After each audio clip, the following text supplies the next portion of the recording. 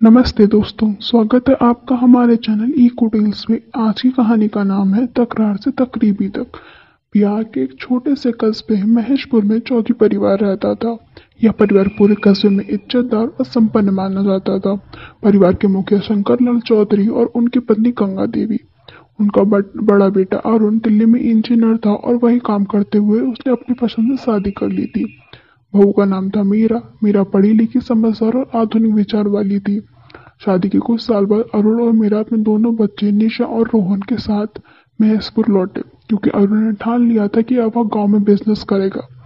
यहीं से कहानी की असली शुरुआत होती है, जब आधुनिक बहू और परंपराओं में बंधी सास गंगा देवी आमने सामने आती है। मीरा जैसे ही गांव पहुंचती उसने सबसे पहले यह सोचा कि बच्चों को अच्छे स्कूल में पढ़ाना है, लेकिन गंगा देवी का विचार अलग था। एक सुबह उन्होंने कहा, मीरा, बच्चों को क्यों शहर भेजना चाहती, हमारे गांव में भी पढ़ेंगे ना, यही संस्कार सीखेंगे। शहर की पढ़ाई से बच्चे बिगड़ जाते हैं। मीरा ने नम्रता से जवाब दिया, माँ जी, पढ़ाई का स्तर अलग होता है, अगर बच्चों को आगे पढ़ना है तो आधुनिक शिक्षा देना आवश्यक हो गया। गंगा देवी नाराज होकर बोली, हमें भी यही पढ़ाई मिली है, क्या कमी है इसमें, हमारे संस्कार ही सबसे बड़ी दौलत है। मीरा चुप रही, लेकिन उसने मन में खटाक बैठ गई। मीरा को हेल्दी खाना पसंद था। वह ओट्स, सलाद और सूखा मेवा खाती, जबकि गंगा देवी को लगता है कि असली खाना वह नहीं है जिसमें घी तेल की खुशबू ना हो। एक दिन रसोई में दोनों के बीच बहस हो गई। गंगा देवी, बहू, रोटी पर घी क्यों नहीं लगाया, बच्चों को ताकत मिलेगी। मीरा कहती है, माँ जी, डॉक्टर कहते हैं कि ज्यादा घी खाने से मोटापा और बीमारी होती है, बच्चे भी हेल्दी खाना खाएंगे। गंगा देवी, अरे तुम्हें क्या पता, हम तो सालों से घी खाते आ रहे हैं, हमें तो कुछ नहीं हुआ। मीरा, लेकिन समय बदल रहा है माँ जी, अब बीमारियां भी बढ़ रही हैं, रसोई का माहौल रणभूमि जैसा हो जाता। अमित बीच बचाव में करता, लेकिन दोनों से खींचतान में बनी रहती। गांव में किसी की भी बात नहीं छिपी रहती। पड़ोसन शकुंतला चाची अक्सर कहती, गंगा देवी, तुम्हारी बहू तो बहुत अकड़ू है, आजकल की बहू अपने मन की करती, सास की नहीं मानती।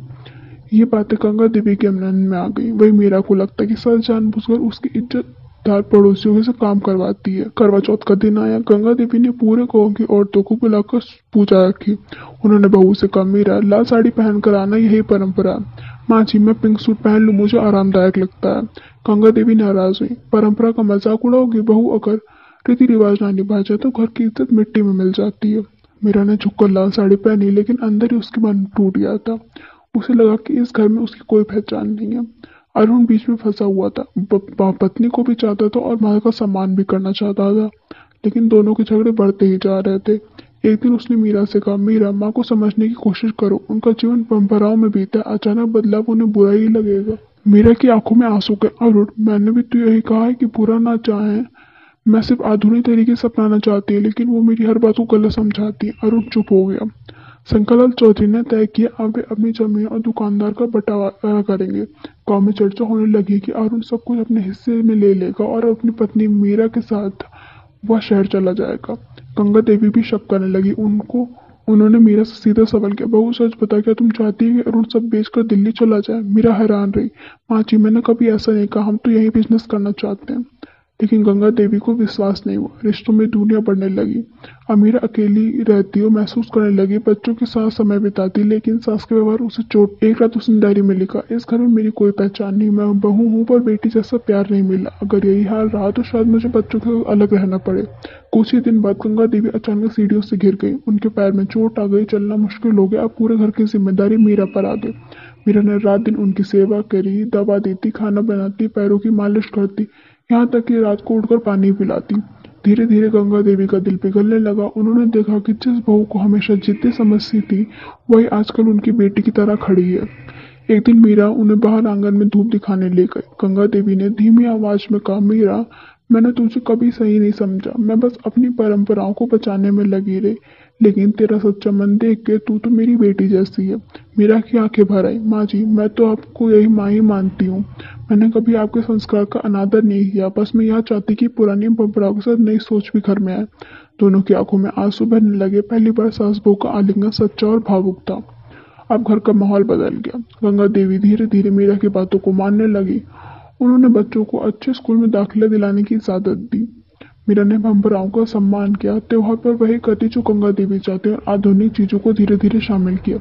गांव की औरतें हैरान थी, अरे, गंगा बहन और उनकी बहू अब तो एक दूसरे की ताकत बन गई हैं। एक साल बाद गांव में बाढ़ आ गई। चौधरी परिवार ने गांव वालों की मदद करने का बीड़ा उठाया। गंगा देवी ने परंपरा के अनुसार लंगर शुरू कर दिया, जबकि मीरा ने ऑनलाइन फंडरिंग का अभियान शुरू किया। गांव के लोग दोनों ही संयुक्त मेहनत देखकर भावुक हो गए। अब सब गंगा देवी और मीरा जी मिलकर घर ही नहीं गांव को भी संभाल रही हैं। धीरे धीरे रिश्ते सुधरते गए। गंगा देवी ने स्वीकार कर लिया कि परंपरा और आधुनिक एक दूसरे की दुश्मन नहीं बल्कि साथी हो गई हैं। उन्होंने सबसे सामने कहा, मीरा सिर्फ मेरी बहू नहीं, मेरी बेटी है। इसने साबित कर दिया है कि नई सोच अगर संस्कारों के साथ चले तो स्वर्ग भी बन जाता है। मीरा ने भी मुस्कुराकर कहा, माँ जी, अगर आप न होती तो कभी मुझे सच्चे परिवार का मतलब ही नहीं पता चलता। घर की दीवारें अब इस झगड़े की गवाह नहीं बल्कि प्यार और सम्मान की मिसाल बन गई। इस कहानी से हमें यह निष्कर्ष निकलता है कि हर घर में सास बहू के बीच मतभेद होते हैं। पीढ़ियों का फर्क कभी कभी दूरी बना देता है, लेकिन जब दोनों एक दूसरे की नीयत को समझ लें तो रिश्ते तकरार नहीं बल्कि तकरीबी और नजदीकी से खिल जाते हैं। तो यह हमें अपने जीवन में भी अपनाना चाहिए। धन्यवाद। तब तक के लिए देखते रहिए इको टेल्स। मिलते हैं अगली कहानी में।